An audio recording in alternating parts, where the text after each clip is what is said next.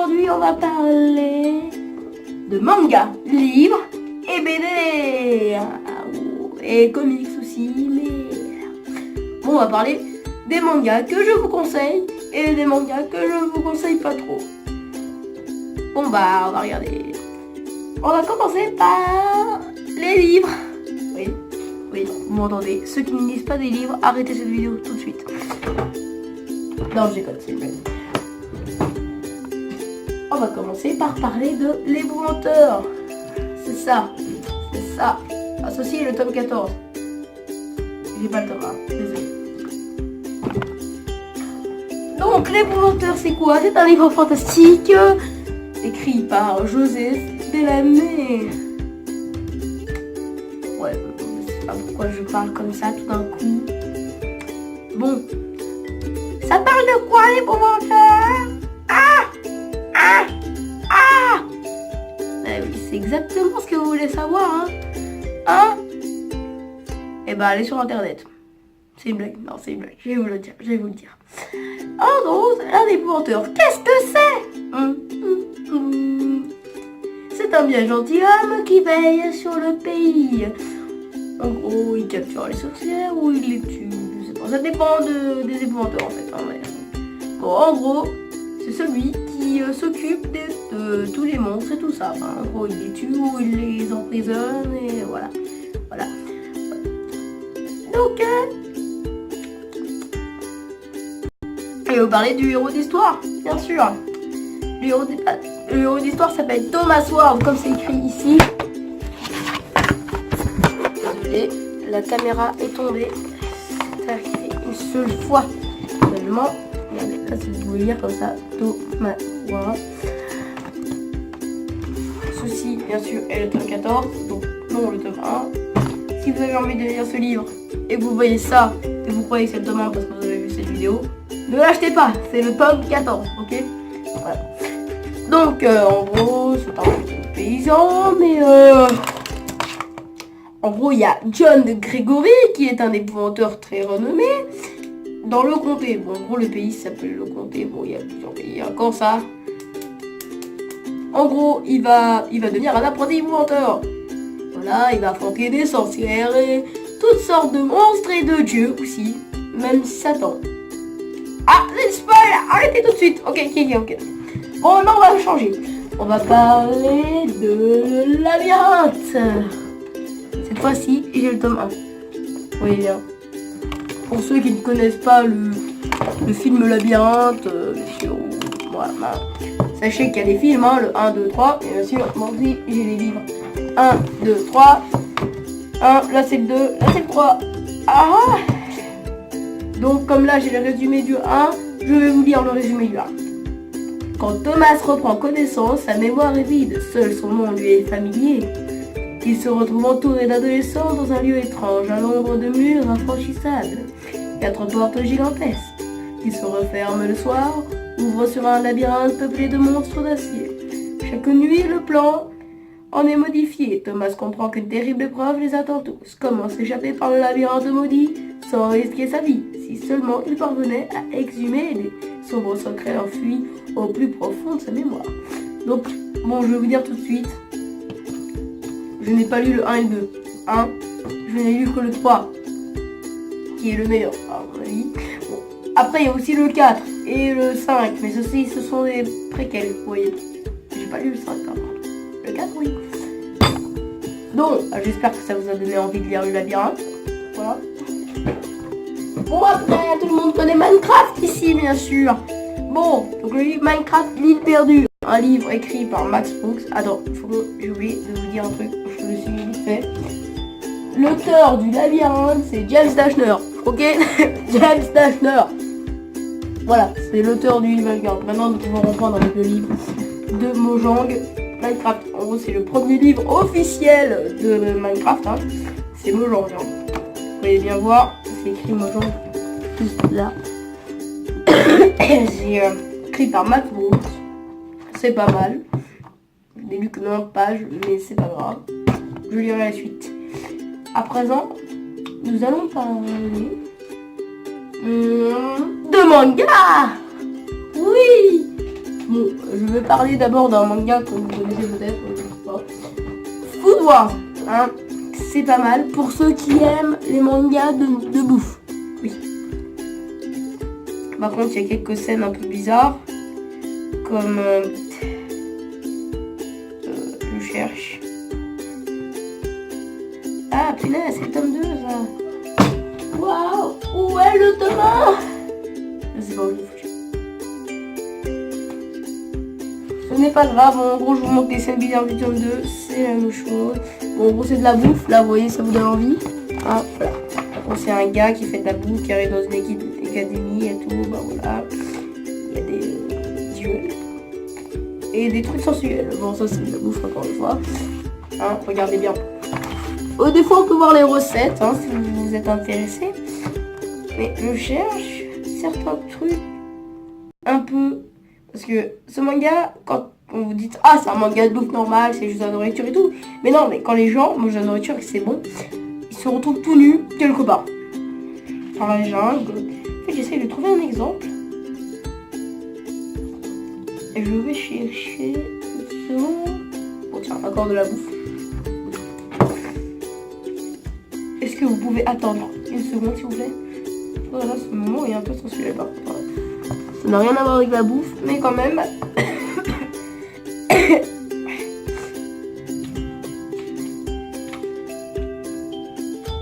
Par contre, je sais pas ce que fout ce mec tout nu. Hein, on voit son putain de cul juste ici. Je sais pas ce qu'il fout. Peut-être que tu cuisines tout nu, moi je sais pas. J'espère que non, mais voilà. Ah, voilà un exemple de quand tu bouffes de la nourriture. Bon, bah là tu te retrouves nu dans la jungle. Bon, c'est pas vraiment un très bon exemple. Je vais rentrer dans quelques secondes. Ok, j'ai 20 secondes pour trouver la page.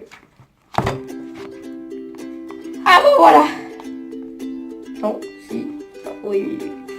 Alors là, c'est bon. Là, en gros, c'est qu'il a mangé de la bouffe, de la bonne bouffe. Et du coup, là, il s'est retrouvé tout nu dans le genre, dans la forêt.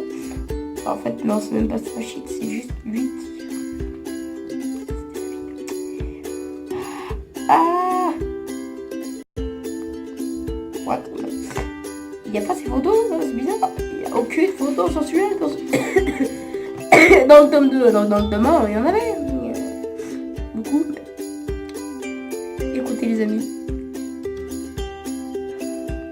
Je vais faire une pause parce que je sens que vous allez... J'ai trouvé! Regardez-moi ça! Voilà, elle a mangé de la bonne nourriture et là, je sais pas ce qu'elle fout. Bon, vous voyez. Bon, je pense qu'on va arrêter avec ce manga. Hein, si vous avez envie de le lire, ça c'est sympa. Maintenant nous allons parler d'un autre manga. J'arrive tout de suite, je vous le ramène. Je suis de retour avec le manga Street Fighting 4. En gros, c'est, vous voyez, les mafieux, tout ça, des chefs de bande et tout ça. C'est la même chose, mais avec des chats. Je vous lis le résumé? Oui. Alors, les chats passent en mode badass. Voilà ce qui est écrit. Voilà. L'auteur, c'est Nakatema. Je crois. Bon, nous allons lire ça. La nuit, quand les humains s'endorment, les chats prennent possession des rues et des toits et passent en mode badass. Poussés par leurs instincts astraux, les chefs de bande dépendent ou agrandissent leur territoire à coups de griffes et de crocs pour écarter les plus retors des chats de poubelle. Suite à une rencontre inattendue, Ige, un matou errant tombé tout en bas de l'échelle sociale féline, se retrouve enchaîné dans le tourbillon de rivalité entre les clans qui règnent sur les différents quartiers. Ne manquez pas cette délirante série de son chat qui ferait passer ses cousins pour une fille. Voilà. Je suis pas très sûr que les cousins seraient principales. On va changer de manga? Oui. On va changer de manga. Alors salut, je suis avec un nouveau manga. Vous connaissez tous Assassination Classroom? Bon, je vais vous expliquer vite en résumé.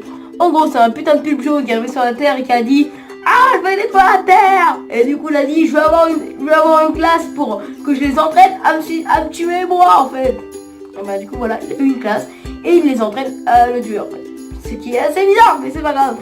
Donc après la fin, Bon, alors d'autres gens ont fait un spin-off. Il y a eu un spin-off de Assassin's Creed 4 qui s'appelle CoroQuest. Et en fait, c'est la même chose, mais en RPG. Pour quelque chose qui m'a choqué un peu, j'aimerais vous montrer. Si vous connaissez Irina, si vous avez lu Assassin's Creed 4, vous connaissez bien Irina Pufanovic.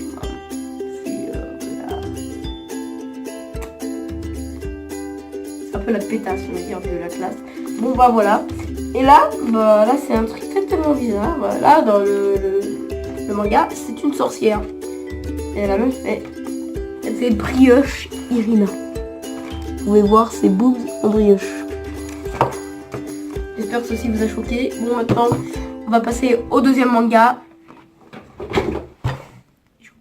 C'est parti pour un manga que j'ai lu récemment. Hunter. Hunter x Hunter. Alors, qu'est-ce qu'est Hunter? Bon, je vais vous lire le début du livre qui l'explique parfaitement bien. Animaux monstrueux, espèces rares, richesses enfouies, trésors cachés, monde des démons, terre inexplorée. Le mot inconnu dégage quelque chose de magique et certains hommes sont attirés par cette force. On les appelle les Hunters. Bon, voilà ce qu'est un Hunter.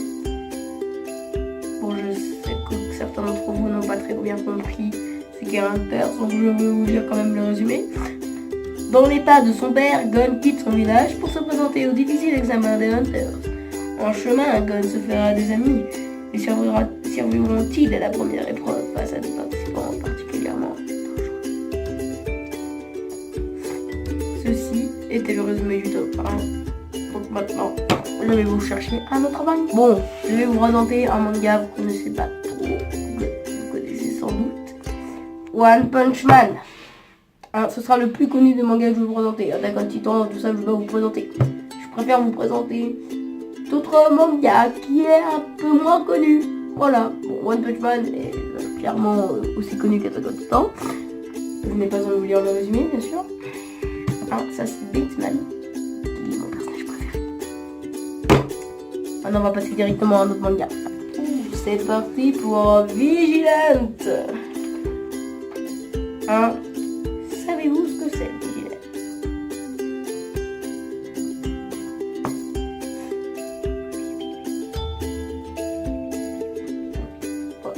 Pardon, j'ai été un peu... Oui, parce que je viens de me rendre compte que je n'ai pas lu les mangas. Bon, donc, et que ça fait longtemps, est un spin-off de My Hero Academia. Vous connaissez pas My Hero Academia? Vous faites un bref résumé, comment? Alors, c'est l'histoire de Izuku Midoriya, qui... Bon, d'accord, je vais vous expliquer ce que c'est d'abord l'univers de My Hero Academia. En gros, c'est un univers où tout le monde a des pouvoirs, qu'on appelle Alter. Car bien sûr, le plus connu d'entre eux est All Might. Voilà. Qui est justement celui qui va donner ses pouvoirs à Izuku Midoriya. Mais ça, c'est encore restaure. Je vais vous expliquer l'histoire de Vigilant. Bon, le résumé est beaucoup trop long pour moi. Du coup, je vais juste vous expliquer moi-même. Donc, en gros, c'est des héros, mais qui agissent illégalement.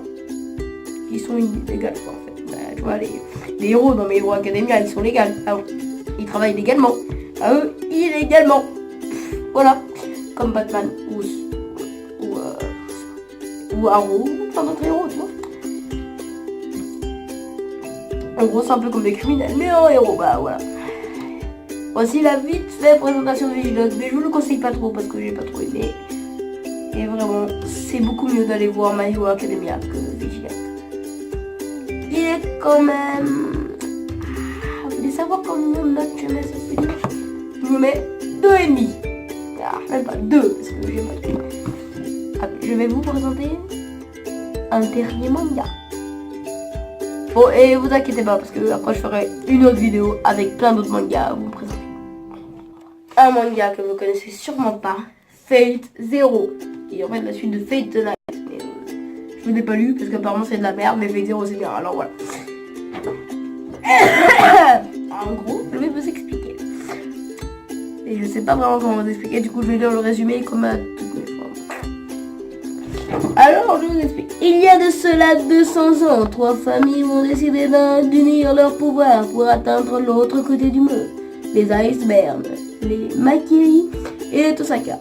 Ils unissent leurs forces et leurs connaissances. secrète pour recréer le Saint Graal et fabriquer le récipient ultime. Le Saint Graal, en gros, c'est un truc où tu le prends et en fait, si tu le trouves, après, tu peux faire tout ce que tu veux avec, n'importe quoi. Cependant, ce calice ne peut réaliser le vœu qu'un seul être humain. La collaboration entre les magiciens se transforme alors en conflit violent et sanglant. Après 3 défaites consécutives dans la conquête du Saint Graal, la famille Iceberg est bien décidée à remporter cette ultime bataille. Elle engage le redoutable Emiya Kiritsugu, plus connu sous le nom de tueur de mages, pour ce mec qui tue des mages. Et lui confie une relique qui lui permettra d'invoquer les plus puissants des servants parmi les esprits héroïques Saber. Alors les esprits héroïques, les servants, en gros c'est des... En fait ils ont des reliques et ils les invoquent et après en gros c'est leurs servants et tout, mais c'est des esprits héroïques comme Alexandre le Grand, comme par exemple le roi Arthur. Bon, dans le comic, ok alors, vous allez être choqués, mais le roi Arthur, dans le manga, c'est elle. C'est une fille. Oui, c'est une fille. Ne soyez pas choqués, ok? C'est bon, hein? Pas plus d'explications. En gros, 7 maîtres, 7 servants, la guerre commence. C'est très intéressant, 4 tomes, mais à partir du tome 3, c'est un peu dégueulasse. Et gore. Du coup, à ceux qui sont sensibles, ne lisez pas ce manga. Alors, est-ce que vous voulez que je vous montre une page gore du livre? Je pense que oui. Alors, ceux qui n'aiment pas ce manga, avancez un peu plus dans la vidéo. Alors, je veux dire ceux qui n'aiment pas le gore. Ok, j'ai trouvé l'image gore. Ceux qui sont sensibles, avancez quelques 20 secondes dans la vidéo. Enfin, 10 secondes. Je vous montre. En gros, le gars fait du piano avec ses organes. Hein, voilà. Je ne vous montre pas ces photos pour vous dégoûter du manga. Hein, parce que le manga en ensemble est très cool. Achetez si vous aimez le gore. Voilà. Maintenant, nous allons quand même passer aux BD et aux comics. Les comics, ils ne connaissent pas beaucoup. Du coup, je vais juste les présenter les BD et les comics. Juste vous dire, Infinity Crisis c'est bien pour les DC, Spider-Man Extra c'est bien pour Marvel, et c'est tout. Voilà. Dans Spider-Man Extra c'est Venom vs Kraven. Dans Infinity Crisis c'est une crise d'infinité où tous les super-héros de toutes les dimensions se ramènent juste pour battre un ennemi et tout, et après là, c'est après la crise. Donc c'est Chris qui a fait réanimer Jason Todd. Et j'en ai dit. Bon, maintenant je vais vous montrer les BD, après vous avez fait une autre présentation des comics. Comme vous voyez ici, j'ai 2 BD. Nous allons parler par d'abord la première, Star Avengers, avec Ultron. Avengers, la rage d'Ultron. Ce comic c'est vraiment très cool. Hein, il y a même une planète Ultron dedans, c'est vraiment cool. Il y a une différente version des Avengers, c'est un peu bizarre cette version, mais cool aussi. Alors là, t'as les Avengers du passé, t'as Captain America, Thor, la Cape, le Frelon, la Vision, la Sorcière Rouge, le Fauve, Hawkeye, Iron Man. si vous êtes en train de me dire, ah mais le Fauve, il est pas censé être dans les X-Men? Bah dans les comics, il est aussi dans les Avengers. Et dans les X-Men. Dans les Avengers maintenant, il y a Captain America et Sam Wilson.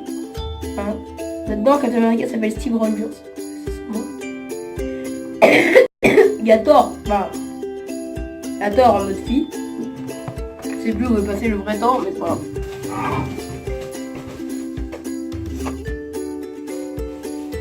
Je n'ai rien fait, ok? Calmez-vous. Alors, il y a la Guêpe, il y a Hank Pym, qui est Jumbo, il y a la Vision, la Sorcière Rouge, Vive Argent, il y a Dent de Sabre. Wow! Vous êtes en train de me dire, Dent de Sabre, c'est un méchant, c'est pas le pire ennemi de Wolverine? Enfin oui, mais dans ce BD, enfin c'est aussi un peu un comics, bien sûr. Il est là dans les Avengers. Il y a Spider-Man, voilà, et il y a Steve Rogers. Maintenant je vais parler des descendants. Il y a le père, Urne, Swin, Origine et Idéal. Là je vais parler des éternels de Titan. Il y a Star Fox, Mentor, Scientifique de la Yam et Scientifique Stark. Après la BD est vraiment cool. Le style de dessin est pas mal. C'est comme ça, voilà, c'est cool. J'aime bien la BD. Vraiment, moi j'aime bien. Maintenant nous allons parler d'un des duos les plus Deadpool, Spider-Man. Regarde, là ça fait le truc parfait. C'est Spidey Pool. Non, si. Spidey Pool. Effectivement, Spidey Pool. Lui, c'est Spidey Pool. Tu vois, c'est le mix parfait, Spidey Pool. Bon, je vous lis le résumé vite fait, mais Avengers, voilà. Bon, je vais pas trop en fait, je vais pas vous lire le résumé. Bon, en gros, depuis Spider-Man, le style de dessin est bien dit. Depuis Spider-Man vivant plusieurs aventures avec Hulk, Hypno-Disco, le Caméléon aussi. Il y a plusieurs histoires. Très sympa à lire. Je viens de vous présenter vite fait ces 3 BD. Enfin, c'est 2 BD. Bon, maintenant, c'est la fin de la vidéo. Je vous dis ciao et pour une prochaine vidéo conseil manga et livres et BD.